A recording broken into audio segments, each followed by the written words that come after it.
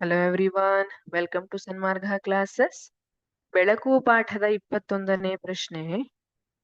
ಒರಟು ಮೇಲ್ಮೈನಿಂದ ಯಾವ ರೀತಿಯ ಬೆಳಕಿನ ಪ್ರತಿಫಲನ ಉಂಟಾಗುತ್ತದೆ? ಏಕೆ?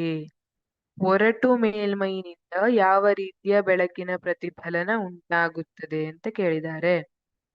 ಈಗ ನಿಮಗ್ ಗೊತ್ತಿದೆ, ಪ್ರತಿಫಲನದಲ್ಲಿ 2 ವಿಧ ಇದೆ ಅಲ್ವಾ?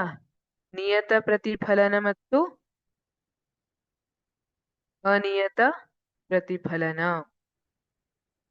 ನಿಯತ ಪ್ರತಿಫಲನ ಯಾವಾಗಲೂ ನುಣುಪಾದ ನಯವಾದ ಮೇಲ್ಮೈನಿಂದ ಉಂಟಾಗ್ತದೆ. ಹಾಗಾದ್ರೆ ಅನಿಯತ ಒರಟು ಮೇಲ್ಮೈನಿಂದ ಉಂಟಾಗುವಂತದ್ದು ಗೊತ್ತಾಯ್ತು. ಒರಟು ಮೇಲ್ಮೈನಿಂದ ಅನಿಯತ ಪ್ರತಿಫಲನ ಉಂಟಾಗುತ್ತದೆ, ಏಕೆಂದರೆ ಇದರ ಪ್ರತಿಫಲಿಸುವ ಮೇಲ್ಮೈ ಅನಿಯತವಾಗಿರುತ್ತದೆ. ಈಗ ಯಾವ ತರ ಅಂದ್ರೆ, ಇದು ಅನಿಯತ ಮೇಲ್ಮೈ ಇದೆ.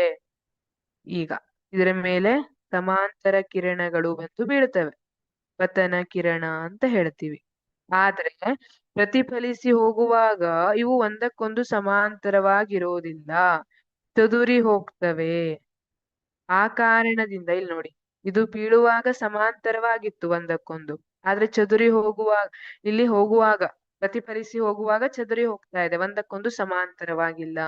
ಆ ಕಾರಣಕ್ಕಾಗಿ ಇದು ಪ್ರತಿಬಿಂಬವನ್ನ ಉಂಟು ಮಾಡೋದಿಲ್ಲ. ಆದ್ರೆ ಅನಿಯತ ಪ್ರತಿಫಲನ ಏನಿದೆ, ಇದು ಪ್ರತಿಫಲನದ ನಿಯಮಗಳನ್ನ ಅನುಸರಿಸುತ್ತೆ, ಆದ್ರೆ ಇದು ಪ್ರತಿಬಿಂಬವನ್ನ ಉಂಟು ಮಾಡೋದಿಲ್ಲ. ಅದೇ ನಾವು ನಿಯತ ಪ್ರತಿಫಲನವನ್ನ ಕನ್ಸಿಡರ್ ಮಾಡಿದ್ರೆ, ಅಲ್ಲಿ ನಿಯತವಾದ ಮೇಲ್ಮೈ ಇರುತ್ತೆ, ಸಮಾಂತರವಾಗಿ ಬಂದ ಕಿರಣಗಳು ಸಮಾಂತರವಾಗಿಯೇ ಪ್ರತಿಫಲಿಸುತ್ತವೆ.